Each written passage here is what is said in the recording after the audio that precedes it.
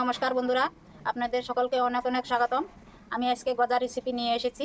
ঘরে কিভাবে অতি সহজে গজা তৈরি করা যায় সেটা এই ভিডিওর মাধ্যমে আপনাদেরকে শেয়ার করব। গজা বানানোর জন্য আমি 400 গ্রাম ময়দা নিয়েছি। তখন দিয়ে দিব বেকিং সোডা।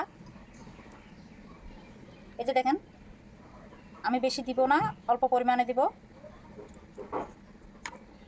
সাদা তেল নিয়েছি আধা কাপ। এখন সাদা তেল দিয়ে মেখে নিব। মিশানো হয়েছে, এখন আমি জল দিয়ে দিব। দেখেন কত সুন্দর সফট হয়েছে। এভাবে আপনারা তেল বেকিং সোডা দিয়ে মিশিয়ে নেবেন। আমি এখন জল দিয়ে দিব। অল্প অল্প করে জল দিয়ে মেখে নেবেন। দেখেন বন্ধুরা, ময়দাটা মেখে নিয়েছি। বেশি শক্তও করবেন না, আপনারা নরমও করবেন না, এভাবে মিডিয়াম হিসাবে মেখে নেবেন। আমি এখন 10 মিনিটের জন্য এটারে এভাবে ঢেকে রাখবো। গজার জন্য শিরা বানাবো। দেখেন আমি শিরার জন্য জল দিয়েছি এক মগ আধা মগের বেশি, চিনিও দিয়েছি আধা মগের বেশি। আপনারা জল যতটুকু নেবেন চিনিও অতটুকু নেবেন। দেখেন শিরাতে আমি এলাচি নিয়েছি 4টা, দিয়ে দিয়েছি। আর দিয়ে দিব লেবুর রস। লেবুর রসটা দেওয়ার হলো শিরাটা না জমবার জন্য। আমি 10 মিনিটের জন্য ঢেকে রেখেছিলাম ময়দা। তখন আমি রুটি বানিয়ে নিব গজার জন্য।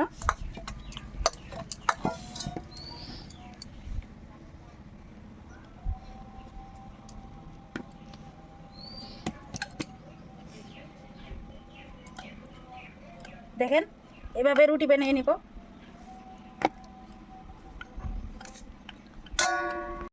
আমি এভাবে বেলে নিয়েছি, এখন আমি সার্ভিস করে কেটে নিব। দেখেন আমি কেটে নিয়েছি।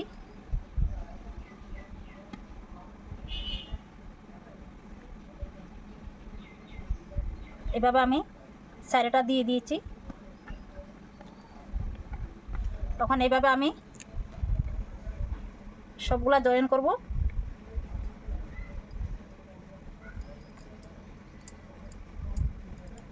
ভালো করে জয়েন করে নিব।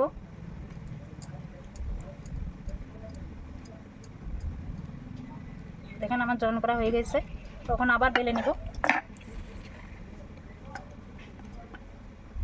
রুটিটা বেলে নিয়েছি, দুবার করে কেটে বেলে নিয়েছি। আমি এখন কেটে নিব।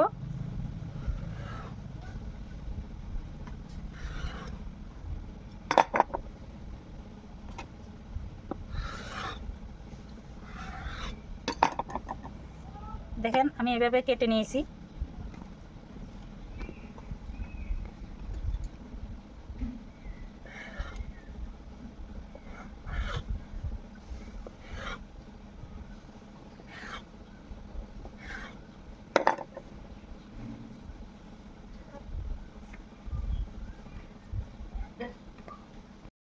এভাবে সবগুলা কেটে নিয়েছি। তখন আমি ভেজে নিব। বন্ধুরা আমার তেলটা গরম হয়ে গিয়েছে হালকা। তখন আমি গজা দিয়ে দিব। আমার গজা ভাজা হয়েছে, এখন আমি নেমে নিব। আপনারা এভাবে বাজিয়ে নেবেন। গজা ভেজা হয়েছে, তখন আমি শিরাতে ঢেলে দেব।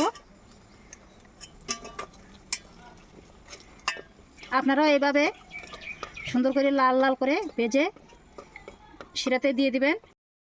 দেখেন আমি শিরাতে দিয়ে দিয়েছি। তখন আমি 10 মিনিটের জন্য ঢেকে রাখবো। বন্ধুরা আমার গজার রেসিপিটা কেমন হয়েছে আপনারা লাইক শেয়ার সাবস্ক্রাইব করে এবং আমার পাশে থাকবেন। পরের ভিডিওতে দেখা হবে।